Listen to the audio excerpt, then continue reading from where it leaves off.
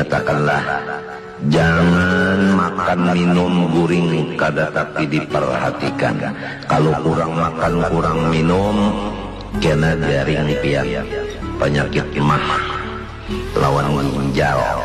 Amun kurang guring kena pian kegilaan. Itu jaga banarah, jaga.